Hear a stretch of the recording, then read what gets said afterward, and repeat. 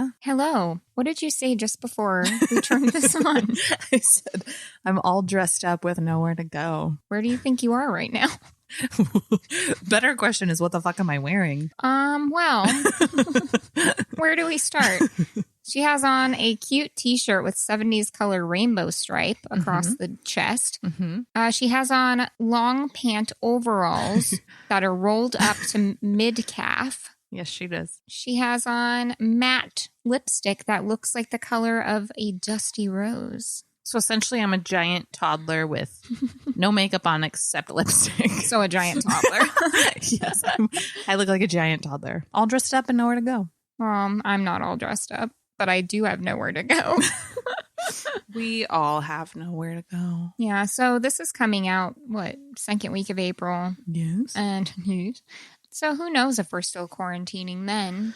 Yeah, I don't know. We recorded this way in advance. So do you want to hear something funny? Yeah. So you don't sound like it. I do. I'm just quarantined. So I was Instagram messaging with one of my friends this morning, and he said, so I have a question regarding the podcast. And I said, all right, shoot. And he said, and I think he was asking us because we're professionals. And he said, do you think that this quarantine period is better or worse for serial killers? But I got to read this to you because then I said, worse, less people out alone, people more alert, not talking to strangers. And he said, no one has helped Buffalo Bill move his furniture now.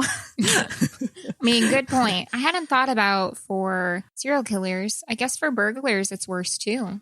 I think a lot of people are worried about that, though. I walked my dog this morning and I walked past a restaurant that's not far from my place. It's like the glass door of a restaurant you can see inside, but they had a bunch of chairs stacked so you couldn't push the door. Oh, yeah. And then written on the outside in like bright red said, no alcohol, no cash on premises. I think a lot of places are worried about. Yeah, but that makes sense because they're not quarantined in their businesses. Like those are empty, but like at your home, everyone knows most everyone's home. Yeah. So I guess if they want to do a home invasion, it's a great time if they want to hurt someone. But if they want to burgle when people, do you hear that, guys? It's a great time to carry out a home invasion. If you're looking to hurt someone, first. You know that they're there. You know they're at home.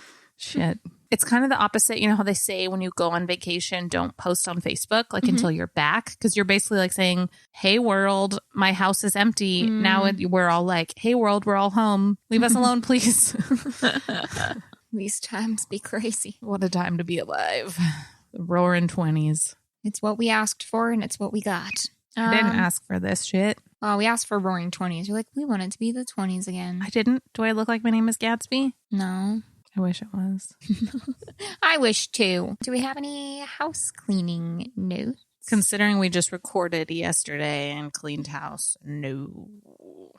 That's true. So if we got anything wrong in the last couple episodes, we're recording so far in advance that you haven't even heard them yet. So sucks to suck. So you guys can't call us on our shit because we're not giving you a chance. Mic drop.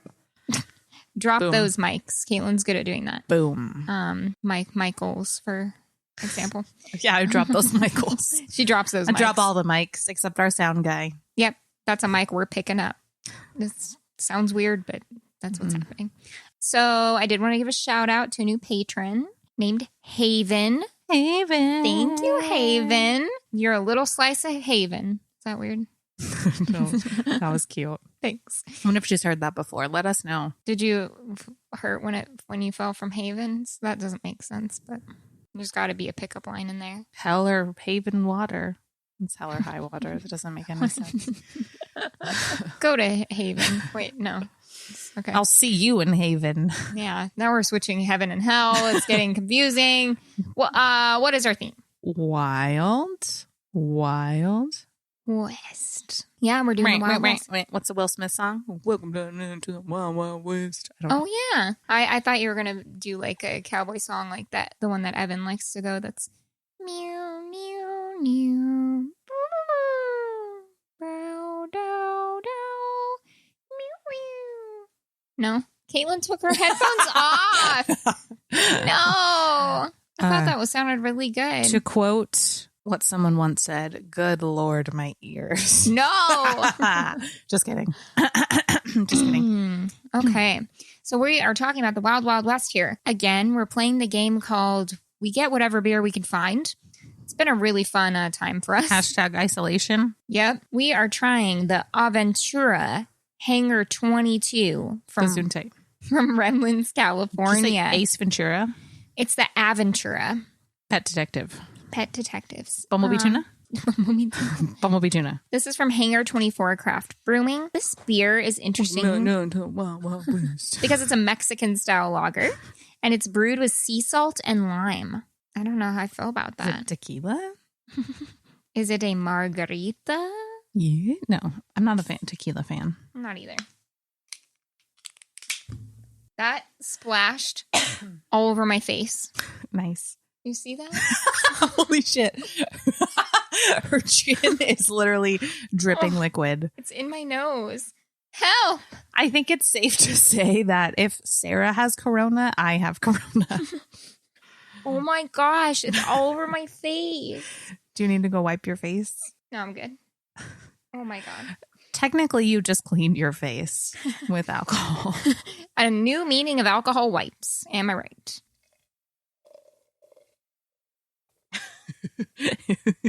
Hill and Wing. What? I just picked up a random book off of Sarah's floor, and on the back it says,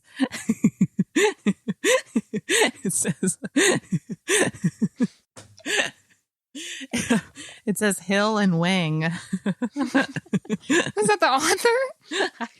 I don't know. It just says Hill and Wing. Caitlin is obviously losing her shit. And I just have beer all over my face. Oh, yeah. And how's cheers. Quarantine going for you? I took a sip before I cheers to you. Sorry. This kind of tastes like a sour beer. It definitely is limey. I don't hate it. It does taste like a sour. It kind of tastes like a Corona with lime. Yeah, it does. But a little soury, but it's definitely that kind of... Oh, but you said it's a Mexican beer, right? Mm-hmm. I actually don't hate it. Yeah, I don't either. I don't love it, but I don't... It's something different. It's really fresh. Yeah, it's not bad. It'd be nice by the pool. Mm-hmm. Which Caitlin brought up something really sad. By the time we're allowed to go outside again in Phoenix, it's going to be 118 or something. Mm-hmm. Oh.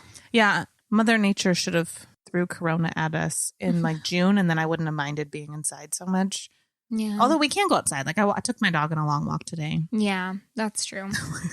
So my neighbors below me, it's this woman, maybe in her probably early 40s, and she lives with her aunt. So her aunt's mom, her grandma, is staying with them. Oh, wow.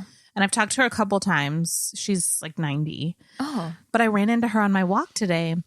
But I didn't really recognize her. Like, we were walking opposite directions, but she stopped and she's like, oh, how are you? And sometimes, you know how old people sometimes just kind of jump into conversation? Like, I took out my headphone. I was like, oh, good. How are you? And she's like, oh, good. I'm staying 3 more weeks. And I was like, I just really thought she was doing that old person thing where they just tell you their story. And then she was like, oh, yeah, and Sandy. And I was like, oh, I know you. And I feel like a dick. Well, today, Evan and I were walking as well. And a couple kind of walked past us 10 feet away, of course, or more. And they were like, hey, the mustache is looking good to Evan. And Evan was like, oh, man, thanks. And then they were like, how you guys holding up? And Evan's like, oh, we're getting bored, but so is everyone. And they're like, yeah, blah, blah, blah. And we had like a couple minutes, not even a couple minutes, just like a few back and forths. Then we kept walking and I was like, do you know them? And he's like, yeah, we met them at the pool last summer and like hung out with them a couple times. I was like, oh, sorry. Forgot about those people. God bless you, child. Do you want to go first? Yeah. Okay, go. Okay, so Wild Wild West. Are you ready for an interesting tale about Dora Dufran? Yes. Hit me. Yes? Serious question, though, before you start. Yeah. Does this Dora have her map in her backpack, and is she ready to go? Swiper. Is that insensitive? No swiping. I don't know the story. I shouldn't joke yet. No, she's a cool gal. Okay. And she doesn't get murdered. Sweet. Dora, get your map and let's explore. Okay, so my sources are Wikipedia. Nickelodeon. My sources are Nickelodeon. For my story about Dora. That was good, Caitlin. I'm so proud of myself. That was really good. Thank you. Deadwood.com. This whole thing's about Deadwood, so you better check yourself before you wreck yourself. That's a show on HBO. Yes, it's based off this town. I learned during my research. Oh. Nick White for Mail Online. Not male as in men.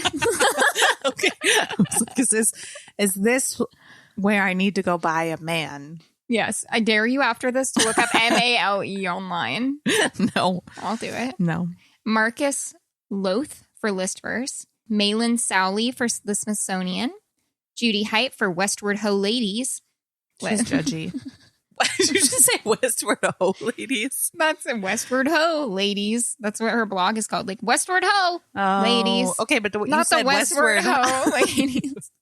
That's my new club I'm starting. Westward Ho Ladies. I'm Westward Ho Ladies. You're East Side Ho Ladies. Okay. Legendsofamerica.com and then an article by Samantha Patterson.